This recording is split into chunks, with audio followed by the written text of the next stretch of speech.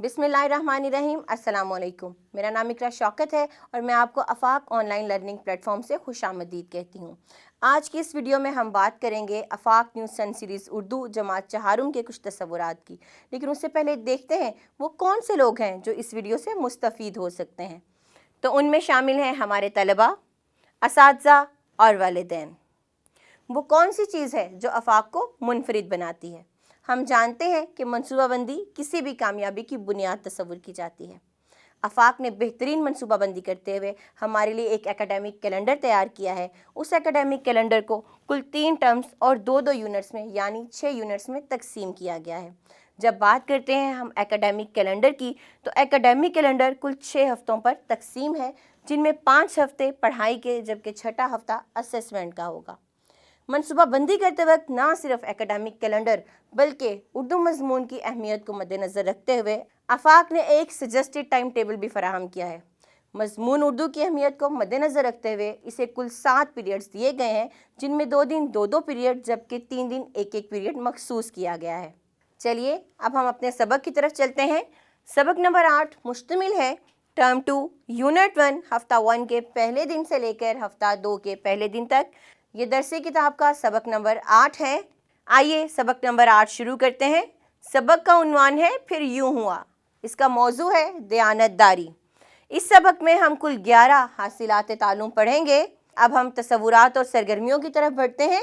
इस सबक की तकमील पर तलबा इस काबिल हो जाएंगे कि वो मतन दुरुस्त तलफ़्फ़ुज़ और रवानी से पढ़ सकें, मतन को पढ़ के सवालात के दुरुस्त जवाबात दे सकें। इन हासिलात तालुम की तदरीस के लिए टर्म 2 यूनिट 1 हफ्ता 1 की सबकी मनसूबाबंदी नंबर 1 दी गई है। चलिए मतन की पढ़ाई की तरफ चलते हैं और देखते हैं सबसे पहले ख़ास अल्फाज। दमिश्क, मुहिम, ख़ज़ानची, बैतुलमाल, वजीफ़ा, दिनार, ऐश। अब हम पढ़ाई की तरफ चलते हैं। एक इक़्तिबास की पढ़ाई मैं करूँगी, बाकी का मतन आप अपने वालिदैन या असातिज़ा की रहनुमाई में पढ़ेंगे और पढ़ाई करते वक्त दुरुस्त तलफ़्फ़ुज़ का ख़ास ख्याल रखिएगा। नौजवान को जब सारी बात मालूम हुई तो उसने फ़ौजी के बच्चों को घर बुलाया और कहा, आपके वालिद जंग पर जाते वक्त 10,000 दिनार मेरे पास अमानत के तौर पर रखवा गए थे। उन्होंने कहा था कि मुश्किल के वक्त में उसे मैं आप लोगों के हवाले कर दूँ। फ़ौजी के बड़े बेटे ने हैरान होकर पूछा, आप सच कह रहे हैं? क्या वाकई ये रकम हमारे वालिद साहब ने रखवाई थी? नौजवान ने जवाब दिया, ये सच है मेरे भाई, ये रकम जूं की तूं महफूज है। अब जबकि आप लोगों के हालात ख़राब हैं तो मैं आपकी ये अमानत आपके हवाले करता हूँ। मुझे उम्मीद है आपने इस सबक को अच्छे तरीके से समझा होगा। अब आप मतन की पढ़ाई कीजिए और दुरुस्त तलफ़्फ़ुज़ का ख़ास ख्याल रखिए। अब हम तसव्वुरात और सरगर्मियों की तरफ बढ़ते हैं। इस सबक की तकमील पर तलबा इस काबिल हो जाएंगे कि वो मुश्किल अल्फाज के मानी समझ सकें, अल्फाज का जुमलों में इस्तेमाल कर सकें, दुरुस्त जवाब की निशानदही कर सकें। इन हासिलात तालुम की तदरीस के लिए टर्म 2 यूनिट 1 हफ्ता 1 की सबकी मनसूबाबंदी नंबर 2 दी गई है। मुश्किल अल्फाज के मानी देखते हैं। जंगी मुहिम, जंग के इंतज़ामात और कार्रवाई।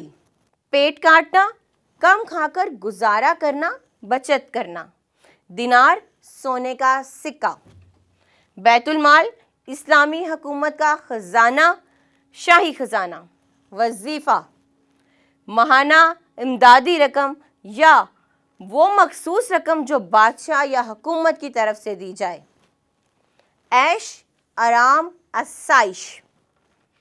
फाकों से मरना, भूखे रहना। आफरीन, शाबाश। दूसरे सवाल में हमें कुछ जुमले दे दिए गए हैं और हमें जुमलों के आगे कुछ जवाबात दिए गए हैं। दुरुस्त जवाब की निशानदही हमें दायरा लगाकर करनी है। इस किस्म के सवालात को कसीरुल इंतखाबी सवालात भी कहा जाता है। हमें बताना है नौजवान रहता था, कहाँ रहता था? दमिश्क में, इराक़ में, तुर्की में या बगदाद में? बिल्कुल ठीक, दमिश्क में रहता था। इसी तरह से अब आप बाकी के तमाम जुमले पढ़ेंगे और दुरुस्त जवाब की निशानदही करेंगे। अब हम तसव्वुरात और सरगर्मियों की तरफ बढ़ते हैं। इस सबक की तकमील पर तलबा इस काबिल हो जाएंगे कि वो दुरुस्त और गलत जवाब की निशानदही कर सकें, सवालात के जवाबात लिख सकें। ان حاصلات تعلم کی تکمیل کے لیے ٹرم 2 یونٹ 1 ہفتہ 1 کی سب کی منصوبہ بندی نمبر 3 دی گئی ہے۔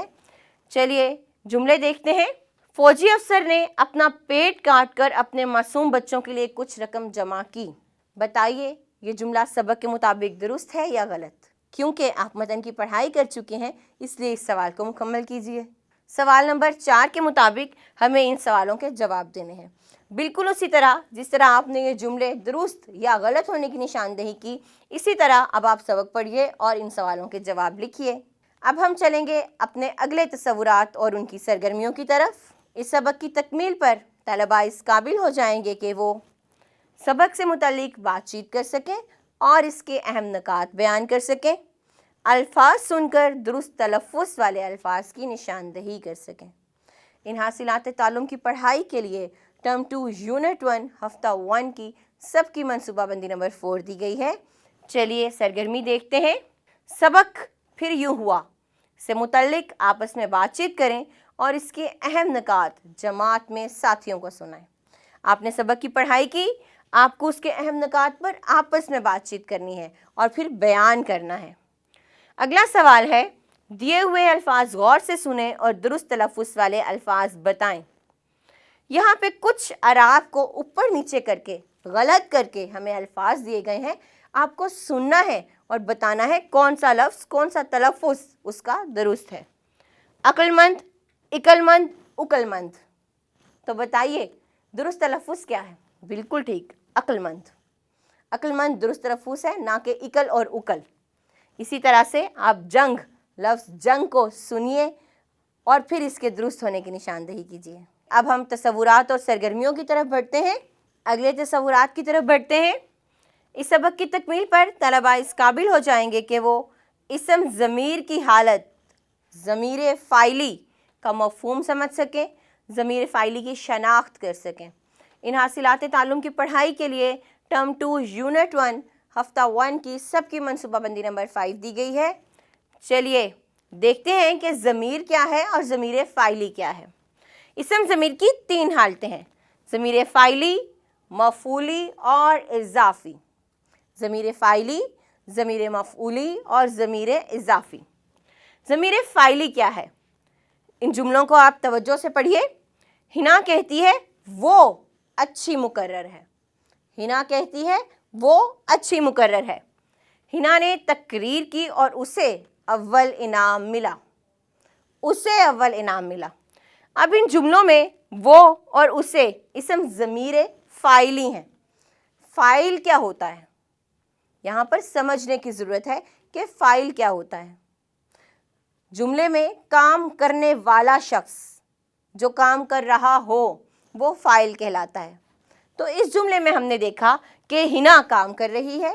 ہنا چونکہ اسم ہے تو اس کی فاعلی حالت وہ ہوگی، اور اگلے جملے میں ہنا چونکہ اسم ہے تو اس کی فاعلی حالت اسے ہوگی، جملے کی مطابقت سے، جملے کی مناسبت سے۔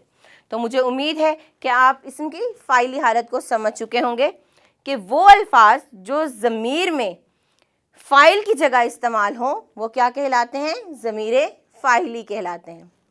نیچے آتے ہیں، آپ کو ان جملوں میں ضمیر فاعلی کی نشاندہی کرنی ہے۔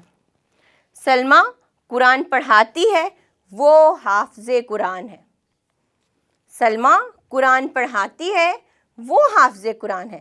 تو اس جملے میں وہ ہمارا ضمیر فاعلی ہے۔ اسی طرح اب آپ باقی جملے پڑھیے اور ضمیر فاعلی کی نشاندہی کیجیے۔ یہاں تصور کی پختگی کے لیے ایک ورک شیٹ بھی دی گئی ہے، ان جملوں کو پڑھیے اور ضمیر فاعلی الگ کیجیے۔ اسی طرح ان جملوں میں ضمیر فاعل لگا کے ان جملوں کو مکمل کیجیے۔ چلتے ہیں اپنے اگلے تصورات اور ان کی سرگرمیوں کی طرف۔ اس سبق کی تکمیل پر طلباء اس قابل ہو جائیں گے کہ وہ لفظی گنتی لکھ سکیں۔ اس حاصلات تعلم کی تدریس کے لیے ٹرم 2 یونٹ 1 ہفتہ 1 کی سب کی منصوبہ بندی نمبر 6 دی گئی ہے۔ چلیے لفظی گنتی دیکھتے ہیں۔ اعداد کے سامنے لفظی گنتی لکھیے۔ یہ ہے 32۔ 32 یہاں پر آپ کو اس کی لفظی گنتی لکھنی ہے۔ 35، 39، 41۔ ہر لفظ کو پڑھیے، ہر عدد کو پڑھیے اور اس کے آگے اس کی لفظی گنتی لکھیے۔ تصور کی پختگی کے لیے ایک ورک شیٹ دی گئی ہے. آپ کو دیے ہوئے اعداد اور لفظی گنتی کو درست ترتیب سے لکھنا ہے.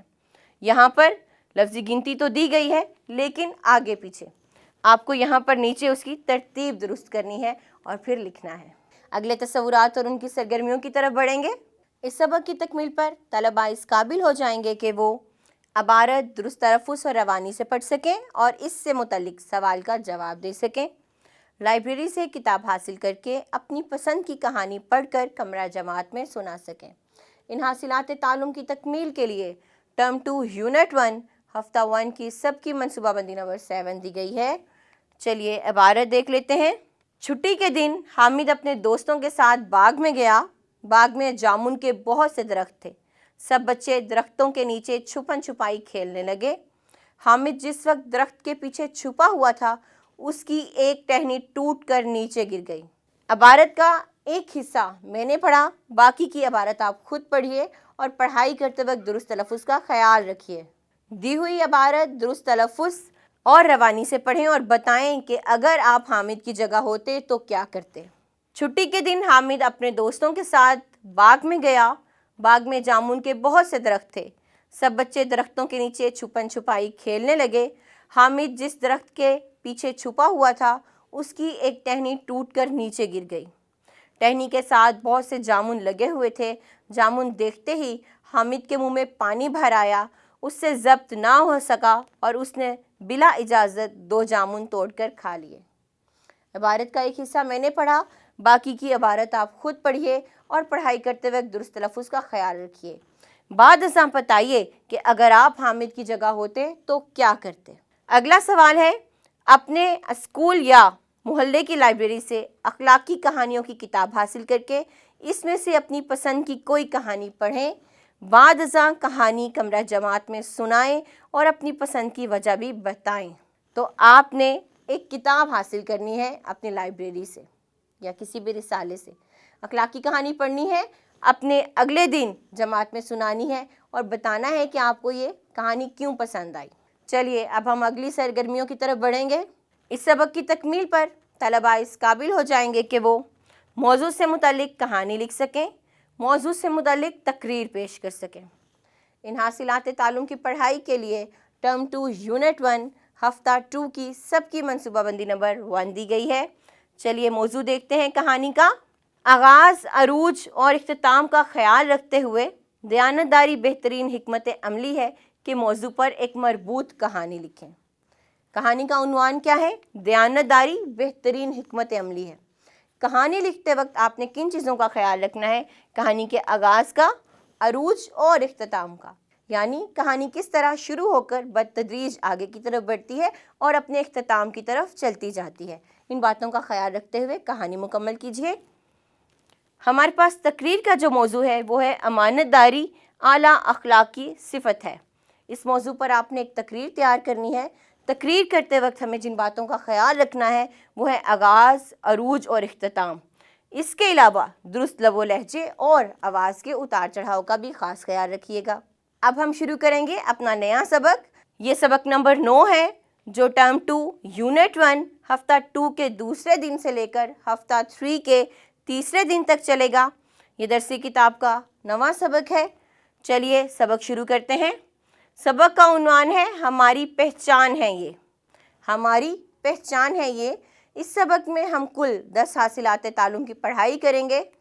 چلیے اب ہم سبق کی پڑھائی کی طرف چلتے ہیں. اس سے پہلے دیکھتے ہیں اس سبق کے خاص الفاظ، خصوصیات، مضمون نویسی، مقابلہ، موضوع، نمائندگی اور عمدہ.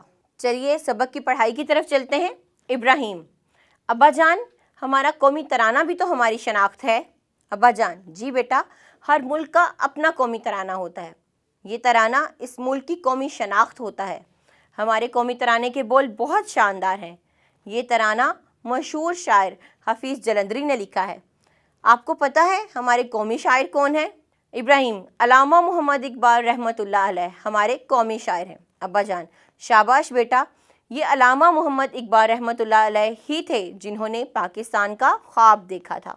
ابراہیم: ابا جان بس یہی چیزیں ہماری قومی شناخت ہیں. ابا جان: ان کے علاوہ ہمارا قومی پھول چنبیلی، قومی کھیل ہاکی، قومی پرندہ چکور، قومی جانور مارخور بھی ہماری پہچان ہے۔ ابراہیم: ابا جان، آپ کا بہت شکریہ، آپ نے مجھے بہت مفید معلومات دیں۔ انشاءاللہ ان کی مدد سے میں ایک عمدہ مضمون لکھوں گا۔ امید ہے آپ نے سبق کو توجہ سے سنا ہوگا۔ اب آپ باقی کے سبق کی پڑھائی کیجیے اور درست تلفظ کا خاص خیال رکھیے۔ اب ہم بڑھتے ہیں اپنی اگلی سرگرمی کی طرف۔ اس سبق کی تکمیل پر طلباء اس قابل ہو جائیں گے کہ وہ مشکل الفاظ کے معنی سمجھ سکیں، الفاظ کا جملوں میں استعمال کر سکیں، درست جواب کی نشاندہی کر سکیں۔ ان حاصلات تعلم کی تدریس کے لیے ٹرم 2 یونٹ 1 ہفتہ 2 کی سب کی منصوبہ بندی نمبر 3 دی گئی ہے۔ چلیے مشکل الفاظ دیکھتے ہیں۔ مضمون نویسی، مضمون لکھنا، معلومات، اطلاعات یا علم، نمائندگی، رکنیت، عمدہ، نفیس یا اعلیٰ درجے کا، شناخت، پہچان، دیگر، دوسرے یا باقی، مفید، فائدہ مند، موضوع، مضمون یا وضع کیا گیا۔ ہمارے اگلے سوال میں کچھ جملے دیے گئے ہیں اور اس کے آگے کثیر الانتخابی جوابات۔ ہمیں درست جواب کی نشاندہی دائرہ لگا کر کرنی ہے۔ ہمارے ملک کی سب سے بڑی پہچان ہے، کیا ہے؟ ہمارا دین، ہماری زبان، ہمارا مذہب یا ہمارا لباس۔ سبق کی پڑھائی آپ کر چکے ہیں، اس سرگرمی کو مکمل کیجیے۔ اب ہم بڑھتے ہیں اپنی اگلی سرگرمی کی طرف۔ اس سبق کی تکمیل پر طلباء اس قابل ہو جائیں گے کہ وہ موضوع سے متعلق بات چیت کر سکیں، عبارت سن کر اس کا مفہوم بیان کر سکیں۔ ان حاصلات تعلم کی پڑھائی کے لیے ٹرم 2 یونٹ 1 ہفتہ 2 کی سب کی منصوبہ بندی نمبر 5 دی گئی ہے۔ چلیے موضوع دیکھتے ہیں۔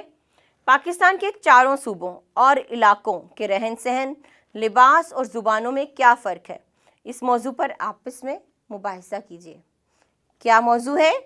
چاروں صوبوں اور علاقوں، ان کا رہن سہن، ان کا لباس اور زبانوں کا فرق۔ ہم جانتے ہیں کہ پاکستان کے 4 صوبے اور کچھ خاص علاقے ہیں جس میں گلگت، بلتستان، آزاد کشمیر وغیرہ شامل ہیں۔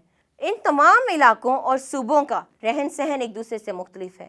وہاں پر مختلف زبانیں بولی جاتی ہیں، مختلف قسم کے کھانے کھائے جاتے ہیں۔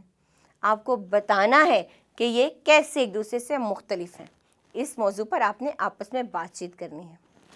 اگلے سوال میں ایک عبارت دی گئی ہے، اسے آپ کو توجہ سے سنتے ہوئے مفہوم بیان کرنا ہے۔ پاکستان کے آئین کے مطابق اردو ہماری قومی زبان ہے۔ یہ کئی ممالک میں بولی اور سمجھی جاتی ہے۔ دنیا کے بڑے بڑے نشریاتی ادارے اردو زبان میں پروگرام نشر کرتے ہیں۔ BBC لندن اور وائس آف امریکہ کے اردو پروگرام دنیا بھر میں دلچسپی سے سنے جاتے ہیں۔ باقی کی عبارت کی پڑھائی کیجیے اور بعد ازاں اس کا مفہوم بھی بیان کیجیے۔ چلتے ہیں اپنی اگلے تصورات اور ان کی سرگرمیوں کی طرف۔ اس سبق کی تکمیل پر طلباء اس قابل ہو جائیں گے کہ وہ علامت فاعل نے اور علامت مفعول کو کا استعمال کرتے ہوئے جملے مکمل کر سکیں۔ اس حاصلات تعلم کی پڑھائی کے لیے ٹرم 2 یونٹ 1 ہفتہ 2 کی سب کی منصوبہ بندی نمبر 6 دی گئی ہے۔ چلیے سرگرمی دیکھ لیتے ہیں۔ جملے آپ کو توجہ سے پڑھنے ہیں۔ ہنا نے قرآن مجید کی تلاوت کی، دانیال کو پانی پلاؤ۔ اب ان دونوں جملوں میں نے اور کو واضح کیا گیا ہے، نمایاں کیا گیا ہے۔ کام کرنے والے کو فاعل کہتے ہیں۔ اوپر دیے ہوئے جملوں میں فاعل کے ساتھ نے استعمال ہوا ہے۔ ہم جانتے ہیں جو شخص کام کر رہا ہوتا ہے وہ فاعل ہوتا ہے۔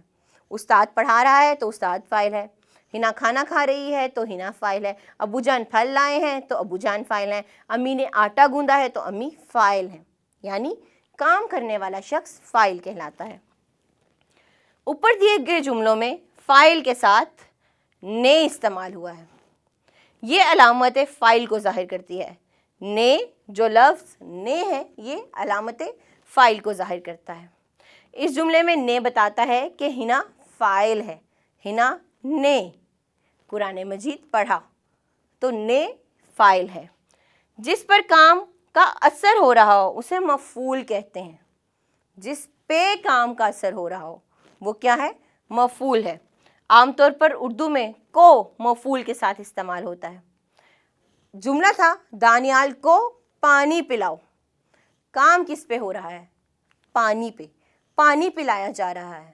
امی جان آٹا گوندھ رہی ہیں، تو یہ جو آٹا ہے وہ مفعول ہے۔ استاد پڑھا رہے ہیں، تو جو پڑھانا ہے وہ مفعول ہے۔ تو اس طرح سے جو مفعول ہے اس کے ساتھ کو کی علامت آئے گی۔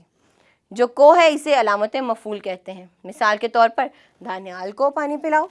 اب آپ کو نے اور کو لگا کر ان جملوں کو مکمل کرنا ہے۔ عدنان نے پتنگ اڑائی، عدنان نے پتنگ اڑائی۔ ہم شام کو چڑیا گھر گئے۔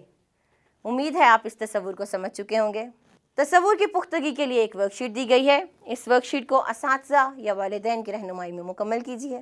اگلے تصورات اور ان کی سرگرمیوں کی طرف بڑھیں گے۔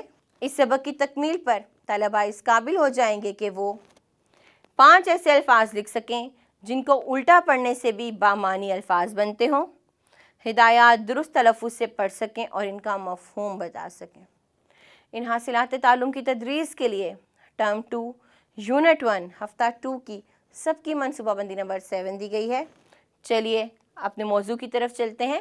5 ایسے الفاظ لکھنے ہیں آپ کو جنہیں الٹا کرنے سے بھی ایک بامعنی لفظ بن جائے۔ لفظ تھا بات، بات کو الٹا کیا تو تاب بن گیا، تاب۔